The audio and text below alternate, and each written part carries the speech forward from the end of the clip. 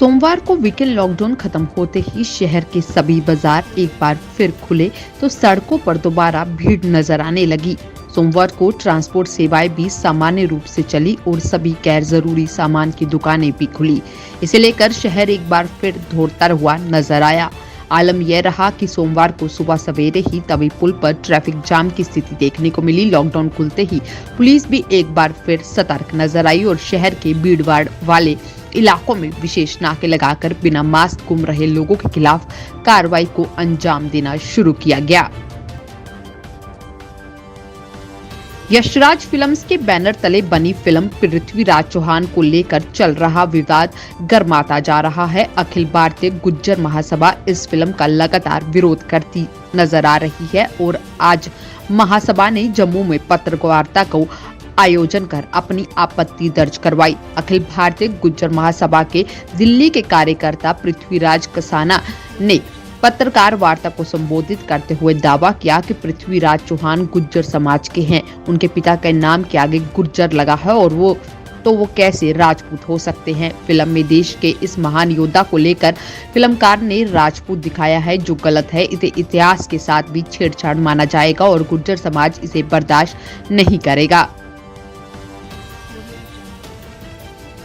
आज जम्मू कश्मीर प्रशासन ने कश्मीर प्रेस क्लब पर बयान जारी किया है और कहा है कि वह उस आकस्मिक स्थिति से चिंतित है जो केपीसी के बैनर का उपयोग करने वाले दो प्रतिद्वंदियों युद्ध समूहों की घटनाओं के अप्रिय मोड़ के कारण उत्पन्न हुई है। पत्रकारों के विभिन्न समूहों के बीच अप्रिय घटनाओं और मतभेदों को देखते हुए यह निर्णय लिया गया है कि कश्मीर प्रेस क्लब का आवंटन रद्द किया गया है। सरकार एक स्वतंत्र और निष्पक्ष प्रेस के लिए प्रतिबद्ध है और मानती है कि पत्रकार पेशेवर, शैक्षिक, सामाजिक, सांस्कृतिक, मनोरंजक और कल्याणकारी गतिविधियों के लिए एक जगह सही सभी सुविधाओं के हकदार हैं।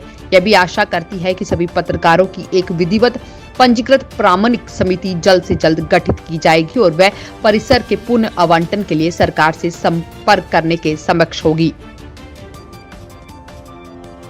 श्रीनगर नगर निगम का अतिक्रमण विरोधी दस्ता अपने अतिक्रमण विरोधी अभियान को लगातार जारी रखे हुए है और आज ये अभियान लाल चौक, करण नगर, खानियार, जहांगीर चौक, बटमालू और उसके आसपास के क्षेत्रों में चलाया गया और इस दौरान अतिक्रमण करने वालों के खिलाफ कार्रवाई की गई।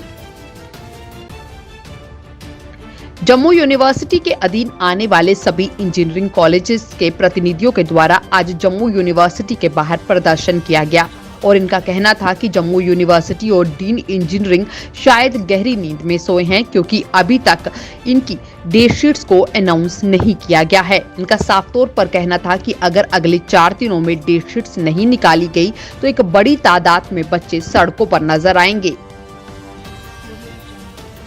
जल शक्ति अभियान में बांदीपुरा में कार्यरत दर्जनों अस्थायी कर्मचारियों ने आज जल शक्ति अभियान मंडल बांदीपुरा के संघ के बैनर तले धरना प्रदर्शन किया। इन कर्मचारियों की मांग है कि बांदीपुरा जिला में 350 से अधिक व्यक्ति जल शक्ति अभियान विभाग में अस्थायी वेतन के आधार पर कार्यरत है। हालांकि प्रशासन ने अब तक केवल 21 व्यक्तियों को कौशल विकास के तहत नामित किया है, जबकि अन्य जिलों में यह संख्या 200 के करीब है। उन्होंने कहा है कि बांदीपुरा जिला में करीब 7 तहसीलें हैं और अभी तक केवल 20 लोगों को ही स्किल डेवलपमेंट के तहत नामित क्यों किया गया है। मांग की है कि जल्द ही सभी को इस लिस्ट में शामिल किया जाए।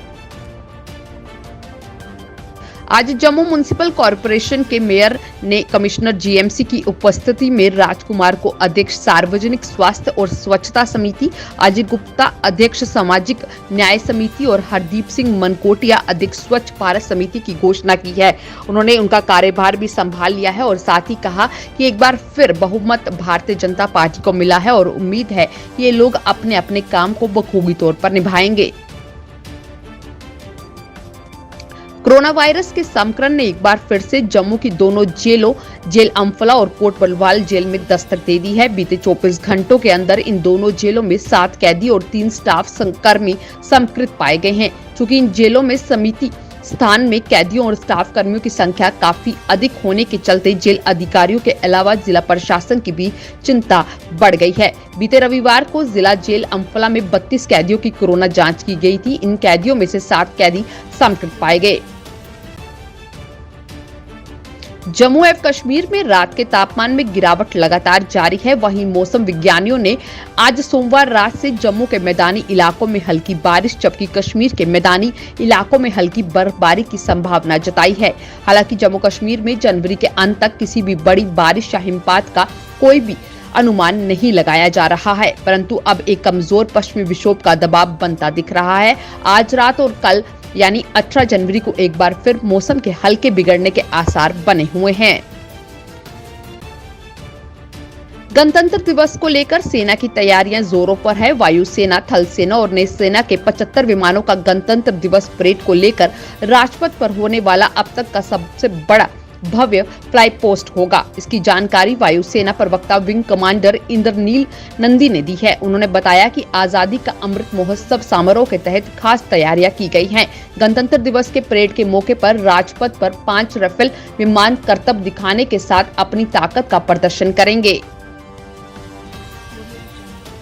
प्रधानमंत्री सुरक्षा चूक मामले की जांच कर रही सुप्रीम कोर्ट की जांच कमेटी की चेयरपर्सन और पूर्व जज जस्टिस इंदु मल्होत्रा को धमकी मिली है। मीडिया रिपोर्ट्स के मुताबिक उन्हें ये धमकी सिख फॉर जस्टिस संगठन की तौर पर दी गई है। इस संगठन ने धमकी भरे ऑडियो क्लिप भी जारी किए हैं। धमकी में कहा गया है कि उन्हें प्रधानमंत्री मोदी और सिखों में से किसी एक को चुनना होगा। इस ऑडियो क्लिप में यह भी कहा गया है कि वे मामले की जाँच आगे न बढ़ाए। संगठन ने अपनी धमकी में आगे कहा है कि सुप्रीम कोर्ट की पूर्व जज को हम किसी भी हालात में इस मामले की जांच नहीं करने देंगे। सोमवार यानी आज सुबह आयोग की बैठक में यह निर्णय लिया गया। दरअसल पंजाब में पहले 14 फरवरी को मतदान होना था, वहीं 16 फरवरी को गुरु रविदास जयंती है। गुरु रविदास जयंती पर पंजाब के एससी समुदाय के लोग वाराणसी जाते हैं। इसी कारण मतदान को टालने की मांग तेज हो रही थी।